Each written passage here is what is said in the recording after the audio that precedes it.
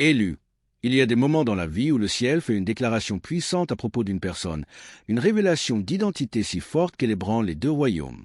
La terre tremble, l'enfer panique, les anges se rassemblent, et la voix de Dieu retentit à travers les cieux, proclamant « Celui-ci porte quelque chose qu'aucun homme avant lui n'a jamais porté. » Oui, c'est vous, élu. Vous avez été divinement marqué. Vous n'êtes pas ordinaire, ni le fruit du hasard.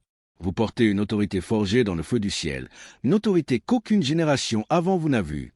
C'est pourquoi les combats ont été si intenses, pourquoi les portes ont mis du temps à s'ouvrir, et pourquoi l'ennemi a tout fait pour vous réduire au silence. L'enfer, c'est ce que vous portez. Les démons le reconnaissent dès que vous entrez dans une pièce. Même si vous vous sentez invisible sur terre, le ciel a déjà confirmé votre autorité. Vous ne marchez pas avec votre propre force. Vous avancez comme un vaisseau rempli de l'esprit, armé d'une puissance divine. On vous a donné les clés pour lier et délier, le pouvoir d'écraser les serpents et la grâce de commander des territoires dans l'esprit. Ce n'est pas de l'arrogance, c'est votre identité divine. Luc 10h19 dit « Je vous ai donné l'autorité sur toute la puissance de l'ennemi. » Laissez cette parole enfermer votre esprit. Vous êtes une menace pour l'enfer et un témoignage pour le ciel. Votre offrande, un partenariat prophétique.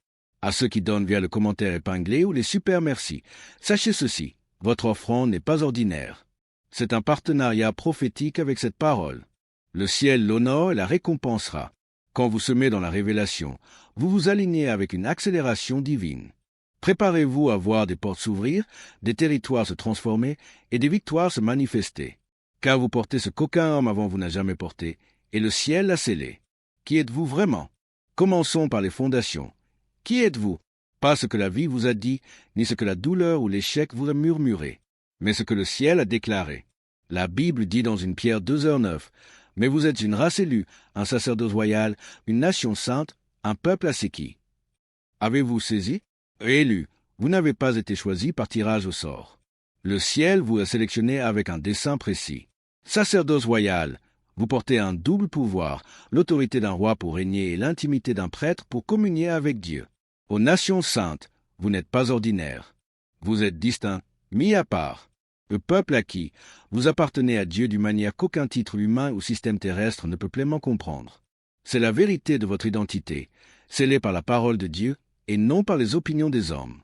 Votre identité ne vient pas de la terre, elle vient du ciel. Et avec l'identité vient l'héritage, et avec l'héritage vient l'autorité. Cela signifie que vous n'avez jamais été destiné à vivre comme une victime de vos circonstances ou un produit de votre environnement. Vous êtes né pour vous démarquer non par orgueil, mais par dessein divin. Pour tenir ferme, non par peur, mais dans la foi. Pour vous tenir droit, non par votre propre force, mais par la puissance de Dieu. Vous êtes un témoignage vivant de la puissance du ciel sur la terre, appelé à refléter la gloire de Dieu dans tout ce que vous faites.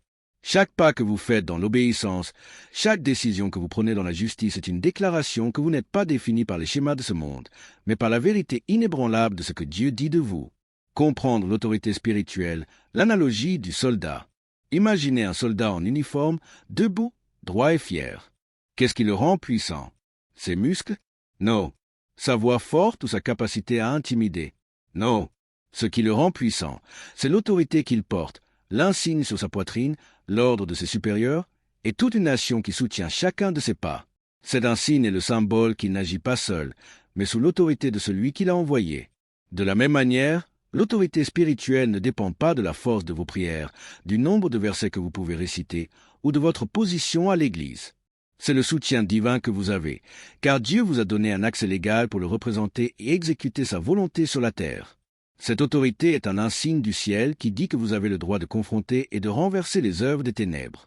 Pour simplifier encore, l'autorité spirituelle est la puissance de Dieu qui agit à travers vous pour démanteler, détruire et vaincre les opérations de l'ennemi. Et voici la vérité. Vous l'avez. Oui, vous. Non pas parce que vous venez d'une famille parfaite ou avez vécu une vie sans faille, mais parce que Dieu, dans sa miséricorde et son dessein, vous a choisi à placer son autorité sur vous. Quand vous avez accepté Jésus, vous n'avez pas seulement reçu le salut, vous avez reçu l'autorité pour vous tenir dans la victoire, parler avec puissance et imposer la volonté du ciel ici sur terre. Alors, ne marchez pas comme une victime sans pouvoir. Vous êtes le soldat du ciel, pleinement équipé, pleinement autorisé et pleinement soutenu par le royaume de Dieu. L'origine de votre autorité, Jésus-Christ. Remontons à l'origine de tout cela, Jésus-Christ. Quand Jésus est ressuscité d'entre les morts, il n'est pas revenu juste pour montrer qu'il avait vaincu la tombe. Il est revenu en portant toute autorité dans ses mains. Il a déclaré dans Matthieu 28, 18, « Toute autorité m'a été donnée dans le ciel et sur la terre. » Mais il ne s'est pas arrêté là. Juste après avoir revendiqué cette autorité, il a regardé ses disciples et, à travers eux, il vous a regardé vous et a dit, « Allez donc !» Matthieu 28, 19. En d'autres termes, il disait, « J'ai toute autorité, et maintenant je vous commissionne pour marcher en elle. » Jésus n'a pas seulement revendiqué le trône, il a étendu son règne à travers vous. Il vous a donné un accès légal à la puissance du ciel, puis vous a envoyé l'utiliser. Laissez cela pénétrer votre esprit. Vous n'opérez pas avec une puissance empruntée. Vous n'êtes pas une âme sans pouvoir qui espère la miséricorde du ciel. Vous n'êtes pas un étranger qui supplie pour entrer. Non, vous êtes le représentant autorisé du ciel sur la terre. Jésus ne vous a pas seulement sauvé pour vous asseoir. Il vous a sauvé puis envoyé, pleinement équipé, pleinement soutenu et pleinement investi de pouvoir. Il vous a purifié, oui, mais il vous a aussi revêtu, d'une autorité spirituelle. Le nom de Jésus n'est pas juste un nom que vous invoquez dans la prière. C'est le sceau de puissance que vous portez, qui fait trembler les démons et dissipe les ténèbres. Quand vous avez dit oui à Jésus, le ciel a endossé votre autorité, confirmé votre mission et vous a positionné, pour imposer la volonté de Dieu ici sur terre. C'est pourquoi le diable vous craint. Vous n'êtes pas juste un chrétien, qui va à l'église le dimanche. Vous êtes un porteur de l'autorité gouvernementale du ciel. Vous êtes assigné à envahir les ténèbres avec la lumière, à briser les chaînes, à guérir les cœurs brisés et à proclamer le royaume de Dieu partout où vous allez. Vous êtes plus qu'un croyant. Vous êtes un ambassadeur de Christ, un exécuteur de la victoire que Jésus a déjà remportée. L'ennemi ne vous voit pas seulement, il voit l'autorité de Christ reposant sur vous. Et c'est pourquoi il se bat si fort pour vous faire oublier qui vous êtes. Mais maintenant que vous le savez, tenez-vous droit, marchez avec audace et utilisez l'autorité que Jésus a payée pour vous. Pourquoi Satan attaque votre identité? Posons une question cruciale. Pourquoi Satan attaque-t-il votre identité si violemment? Pourquoi vous bombardez-il de rêves troublants, d'obstacles incessants, de fardeaux lourds, de peurs irrationnelles, de confusion profonde et de dépression étouffante? Parce que c'est quelque chose que vous avez peut-être négligé. Si vous découvrez vraiment qui vous êtes en Christ, vous deviendrez une menace qui ne pourra plus contenir. Si vous vous réveillez à l'autorité que Dieu a placée entre vos mains, vous ne ferez pas que survivre. Vous démantèlerez ces opérations, briserez les chaînes dans votre lignée, libérerez les captifs, commanderez des territoires dans l'esprit, guérirez ce qui a été brisé pendant des générations et deviendrez une déclaration vivante de la puissance du ciel sur la terre. La peur de Satan n'est pas seulement que vous existiez, c'est que vous vous éveillez. C'est pourquoi sa stratégie n'est pas toujours de vous détruire directement, mais de vous maintenir dans l'ignorance. Il veut que vous restiez coincés dans des cycles de défaite, non pas parce que vous manquez de pouvoir, mais parce que vous ignorez le pouvoir que vous portez. Osée 4:6 dit, « Mon peuple périt faute de connaissance. » Pas faute de prière, pas faute d'adoration, pas faute de désir, mais faute de connaissance, connaissance de votre identité, connaissance de votre héritage, connaissance de votre autorité. Car tant que vous ne savez pas, vous n'agirez pas. Et tant que vous n'agirez pas, le territoire de l'ennemi reste incontesté dans votre vie, dans votre famille et dans votre destin. Ce n'est pas que vous n'avez pas accès, c'est que vous n'étiez pas conscient de ce qui vous appartient. Mais maintenant, vos yeux s'ouvrent, le brouillard se dissipe, et la plus grande arme de l'ennemi, votre ignorance, est en train d'être démantelée. Une fois que votre esprit saisira cette révélation, vous ne pourrez plus l'ignorer. Vous commencerez à marcher, parler et vivre différemment. Car vous saurez que vous n'êtes pas juste un croyant. Vous êtes un représentant autorisé du royaume de Dieu. Vous n'êtes pas juste un fidèle à l'Église. Vous êtes un guerrier commissionné, soutenu par toute l'autorité du ciel. À partir d'aujourd'hui, vous ne vous prosternez plus devant la peur, la confusion ou les limitations générationnelles. Vous êtes éveillé, conscient et oint, et cela vous rend inarrêtable. Les niveaux de votre autorité spirituelle. Décomposons cela en niveaux, comme des blocs de construction pour un enfant. Vous devez comprendre que l'autorité spirituelle n'est pas un don aléatoire. C'est une habilitation structurée qui grandit avec la connaissance et l'obéissance. Dieu ne vous a pas juste sauvé pour que vous restiez tranquillement dans un coin. Il vous a investi de pouvoir pour opérer à des niveaux d'autorité qui apportent victoire et transformation, d'abord dans votre vie, puis dans celle des autres. Ces niveaux sont comme des étapes dans votre croissance spirituelle, et plus vous montez, plus vous pouvez avoir d'impact pour le royaume. À un niveau 1, l'autorité sur le péché avant toute chose. Dieu vous donne le pouvoir sur le péché. Romains 6h14 dit, « Le péché n'aura pas de domination sur vous. » C'est votre point de départ. Cela signifie que les addictions, les habitudes et les cycles générationnels qui vous dominaient autrefois n'ont plus d'autorité légale. Vous n'êtes pas liés, vous n'êtes pas piégés. Par le sang de Jésus, vous avez le pouvoir de dire non au péché. Chaque fois que vous résistez à la tentation, vous exercez votre autorité. C'est votre première victoire. Régnez sur ce qui vous contrôlait autrefois. Marcher à ce niveau signifie que vous n'avez plus à vous soumettre à la honte, à la culpabilité ou aux mensonges de l'ennemi qui disent que vous ne changerez jamais. Non, vous avez été libérés, et cette liberté est renforcée par l'autorité que Dieu vous a donnée. Niveau 2. L'autorité sur le diable. Une fois que vous comprenez votre autorité sur le péché, Dieu vous équipe pour affronter et vaincre l'ennemi directement. Luc 10h19 déclare, « Je vous ai donné le pouvoir de marcher sur les serpents et les scorpions et sur toute la puissance de l'ennemi. » Ce n'est pas symbolique, c'est littéral. Vous avez le pouvoir de réprimander les esprits tourmenteurs, de lier les forces démoniaques et de chasser les démons au nom de Jésus. Le diable n'a pas le dernier mot dans votre vie, votre famille ou votre destin. C'est vous qui l'avez, mais vous devez exercer cette autorité. L'ennemi prospère là où les croyants restent silencieux. Mais quand vous ouvrez la bouche avec foi, l'enfer tremble. Souvenez-vous chaque jour, le diable n'est pas au-dessus de vous, il est sous vos pieds. Niveau 3. L'autorité dans la prière et les décrets à ce niveau, vous réalisez que vos paroles ont du poids dans le royaume spirituel. Matthieu 18h18 dit, « Tout ce que vous lirez sur la terre sera lié dans le ciel, et tout ce que vous délierez sur la terre sera délié dans le ciel. » La prière n'est pas juste une routine religieuse, c'est votre outil législatif dans l'esprit. Quand vous priez selon la parole de Dieu, vous émettez des décrets que le ciel honore. Vous pouvez lier ce qui n'est pas de Dieu, comme la maladie, la peur ou la confusion, et vous pouvez délier ce qui doit venir, comme la guérison, la provision et la paix. Les royaumes répondent quand vous parlez avec autorité. Votre voix n'est pas juste un son, c'est un ordre qui change les atmosphères. Niveau 4, l'autorité pour représenter Christ sur la terre enfin. Dieu vous a appelé l'ambassadeur de Christ. 2 Corinthiens 5h20 dit, « Nous sommes des ambassadeurs de Christ. » Un ambassadeur ne parle pas de sa propre opinion, il parle de la volonté de la nation qu'il représente. Vous portez la voix et l'autorité du royaume des cieux. Quand vous parlez, priez et déclarez la vérité de Dieu, vous n'êtes pas seul. Tout le ciel vous soutient, car vous représentez le roi des rois. Vous ne priez pas en espérant que quelque chose se passe, vous priez en sachant que le ciel se met en mouvement, en alignement avec votre foi. C'est pourquoi l'enfer craint un croyant qui connaît son autorité. Parce que vous devenez un représentant vivant du gouvernement de Dieu sur la terre, imposant sa volonté partout où vous allez. La puissance en vous, plus grande que jamais. Écoutez bien.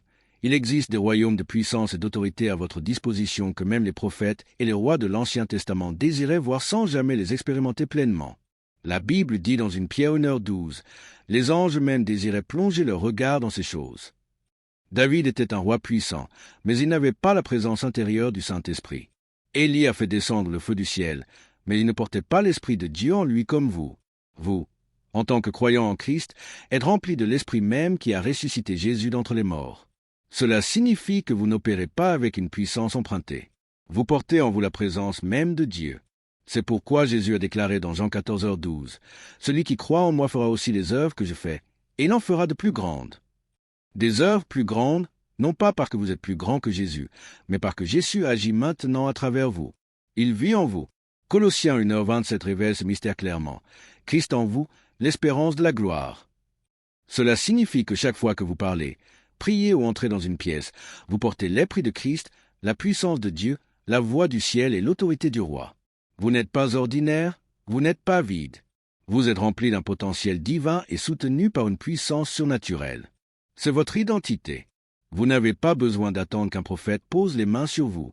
Vous portez déjà la puissance à l'intérieur. Le même esprit qui a oint Jésus est vivant en vous, vous habilitant à guérir les malades, chasser les démons, briser les chaînes et proclamer la gloire de Dieu partout où vous allez. Comment marcher dans cette autorité au quotidien? Soyons pratiques. Comment marcher dans cette autorité au quotidien? 1. Plonger dans la parole de Dieu. Romains 10h17 dit, « La foi vient de ce qu'on entend, et ce qu'on entend vient de la parole de Dieu. » Si vous voulez opérer dans la puissance spirituelle, votre esprit doit être renouvelé, votre cœur rempli de vérité. Lisez la P.A. Roll régulièrement. Méditez-la profondément, déclarez-la à haute voix pour que votre esprit s'aligne avec la réalité du ciel. La parole de Dieu n'est pas juste une information, c'est une munition spirituelle. Plus vous la consommez, plus votre foi grandit et plus vous devenez conscient de l'autorité que vous portez. Sans la parole, votre autorité semblera vide, mais avec la parole, vous parlerez et agirez avec une confiance divine. 2. Parlez avec audace. Vous ne suppliez pas Dieu d'intervenir. Vous vous tenez dans la position d'autorité qu'il vous a déjà donnée. Parlez avec assurance. Ordonnez à la maladie de quitter votre corps. Ordonnez à la peur de s'incliner dans votre esprit. Déclarez la paix sur votre maison et la percée sur vos circonstances. Proverbe 18h21 rappelle que la mort et la vie sont au pouvoir de la langue. Quand vous parlez en alignement avec la parole de Dieu, vos déclarations deviennent des décrets que le ciel honore. 3. Vivez dans l'obéissance et la sainteté. L'autorité sans obéissance est dangereuse. C'est pourquoi Jacques 4,7 dit « Soumettez-vous donc à Dieu, résistez au diable, et il fuira loin de vous. » La pureté et la sainteté gardent votre autorité aiguisée. Vivre soumis, à Dieu garantit que lorsque vous résistez au diable, il n'a aucun droit légal de rester. 4. N'oubliez jamais que vous êtes soutenu par le ciel. Même les jours où vous vous sentez faible, indigne ou spirituellement sec, l'autorité ne disparaît pas. Vous êtes toujours couvert par le sang de Jésus, entouré d'anges, portant un signe spirituel que chaque démon reconnaît. Votre autorité n'est pas basée sur vos sentiments, elle est basée sur l'alliance que vous avez avec Dieu à travers Christ. Avancez en vainqueur. Alors, marchez avec audace, parlez sans crainte, vivez dans la justice. Parce que lorsque vous comprenez que le ciel est avec vous, vous cessez de vivre comme une victime et vous commencez à avancer comme un vainqueur. Partout où vous allez, vous portez la présence, la puissance et l'autorité du royaume de Dieu. Élu, vous n'avez pas à courir après la puissance. Vous l'avez déjà. Vous n'avez pas besoin de supplier pour une permission. Le ciel vous l'a déjà donnée. L'autorité que vous portez n'attend pas d'approbation. Elle a été scellée au moment où Christ est entré dans votre vie. Le temps est venu pour vous de devenir qui vous êtes vraiment. Plus de recul face à la peur, plus de doute sur votre place dans le royaume. Plus de vie comme un serviteur alors que Dieu vous a appelé à régner avec lui. Vous n'êtes pas destiné à survivre. Vous êtes destiné à gouverner. Vous n'avez pas juste une bénédiction. Vous avez la présence même de Dieu en vous. C'est pourquoi l'Écriture déclare avec audace « Celui qui est en vous est plus grand que celui qui est dans le monde » 1 Jean 4,4. Vous portez une autorité qu'aucun homme n'a jamais eue parce que Dieu ne vous a pas donné un outil, un don ou un titre. Il vous a donné lui-même. Son esprit vit en vous. Sa puissance coule à travers vous. Son autorité vous marque et le ciel l'a déjà confirmé. Alors arrêtez de demander ce que vous possédez déjà. Arrêtez de vivre comme si vous attendiez un signe, alors que la croix et le tombeau vide étaient votre signe. L'ennemi sait qui vous êtes. Maintenant, il est temps que vous le sachiez. Marchez dans cette vérité. Parlez comme tel, priez comme tel, vivez comme tel, parce que vous n'êtes pas ordinaire, vous êtes autorisé.